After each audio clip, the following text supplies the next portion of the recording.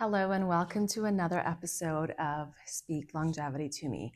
I am your host, Jessie, and today I'm going to be doing a solo episode. So, one of the topics that seems to consistently be coming up is that differentiator between wellness versus longevity versus biohacking. And my Instagram name is Integrative Biohacker, mainly because it flows better. And it was a good descriptor of what I do. I integrate into that space. But I had personally redefined biohacking. And if you ever came to any of my seminars, workshops, speaking events, classes, I always explained my version of what biohacking is. And while we're digressing here a little bit, what I want to hone in on is, for me specifically, I've identified with the longevity niche. And the name just doesn't roll quite the same.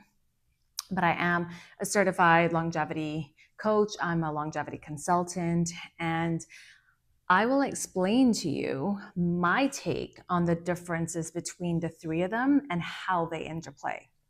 So again, though, it does depend on who you speak to. Some people would consider them basically all in the same, and it's as a result of how you feel. Some people are adamant that they're extremely different. And I think at the end of the day, it's how we're feeling that's important. But I want to share my perspective, as I feel that this take I haven't really heard talked about much before. And I'm hoping that it resonates with some of you, or at the very least, it gives you something to ponder. So, starting with the first bucket, wellness. We all hear about that. It's been around for a really long time. I've been in that wellness space for years. When I first started off as a personal trainer and a holistic nutritionist, of course, I identified with the wellness bucket. It is that foundational layer. That's how I perceive it. And in this category, that's what I'm going to correlate it to, is that it's the foundations, your nutrition and your fitness, how it fits into your lifestyle. And I think I believe that the biggest difference as well is intuitively, it's more about how you're feeling versus what we're measuring. Yes, as a nutritionist, we track clients' calories and macros. Personal trainers track their weight. But more than that, though, it was individuals did these movements, how they felt and how they look.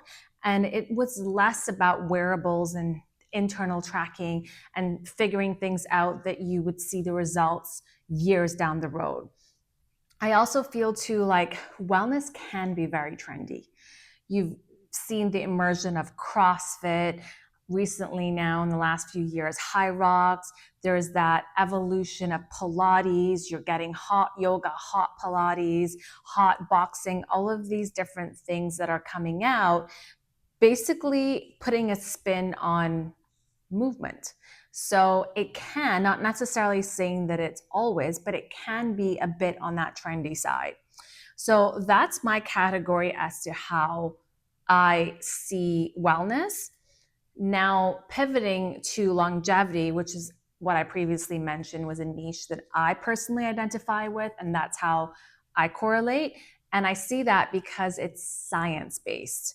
That for me is that additional layer on top where we're not just taking word of fitness trainers and nutritionists or textbook studies. It's going a little bit layer where it's now diving into the science of research. The newest supplements, they're looking a little bit more correlated into how NAD, for example, plays a role in our body. What does creatine actually do for muscle? It's going deeper in that science, that layer where it's more research driven. And that's personally how I identify. My background being as well as a researcher and a scientist, that will forever be how I interpret and correlate information.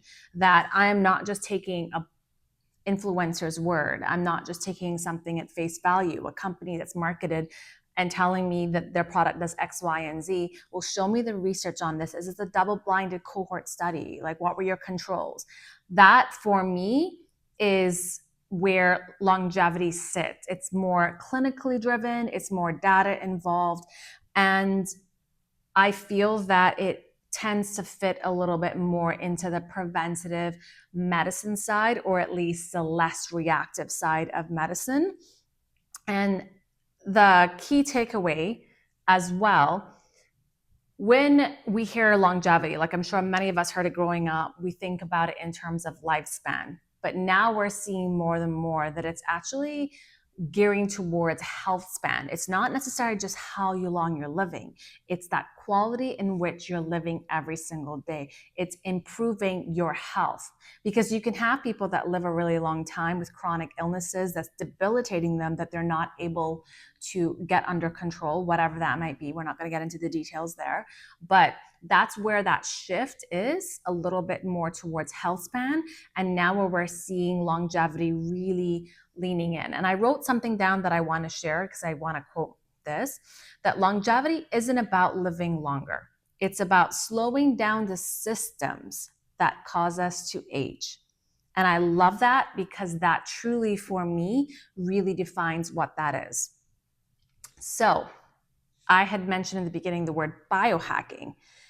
Biohacking is experimenting. It is using your internal and external environment to make personalized changes, where most individuals look at it in terms of optimizing, living at their very absolute maximum best.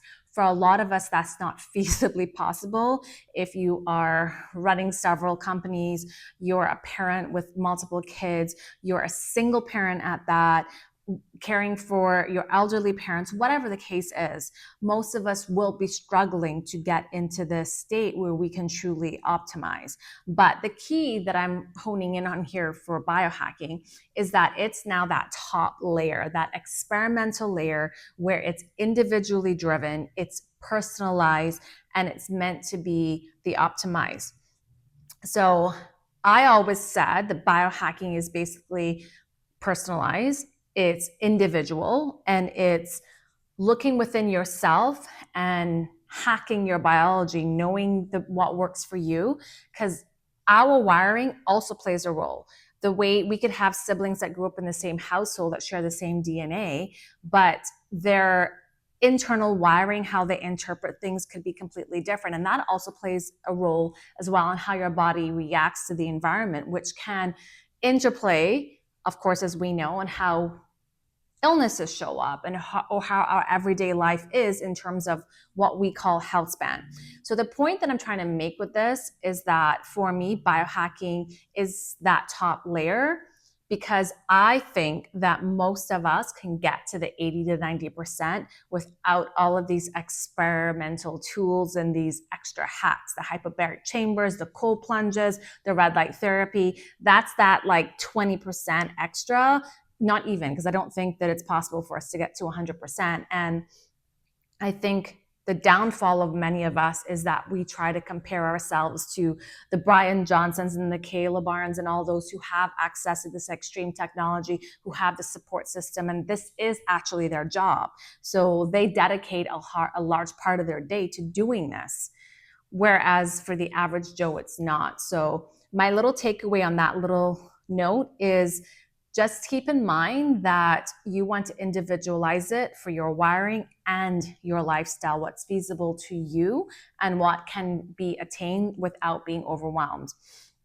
So that self-awareness and the data feedback loop is really where biohacking takes place. It's, as I said, very experimental, because, peptides right now it's all the rave. In my space, I've been hearing about it and been looking into it for the last 3-5 years, but now it's really picking up a little bit more momentum.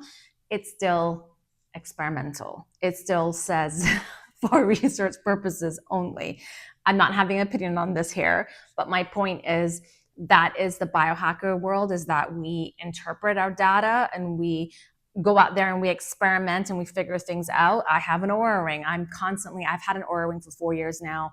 It's actually in airplane mode. I turn it on once a week or whenever the battery dies. I just got a new ring a few months ago, so it's now sustained about 4 or 5 days. But I look at it just to look back and observe trends. mainly because it's my job. I study a lot of this stuff, but it's that loop where it gives me that information and then I make the changes. So it's a lot of that self-experimentation that's happening versus going to a certified coach, your doctor, and so forth.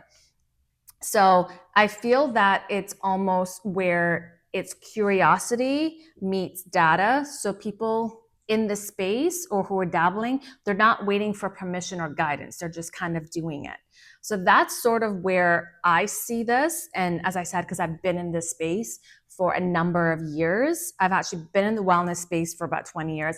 I would consider myself have been in the longevity space for over a decade. I did my master's in oncology where I focused on nutritional sciences and cancer exercise therapy, and really did it from the clinical research end. So for me, overlaying that also included a lot of preventative side, not just the cancer survivorship, but leading up to. So that for me was the longevity realm. And that is truly the area that I love the most. I love doing the research.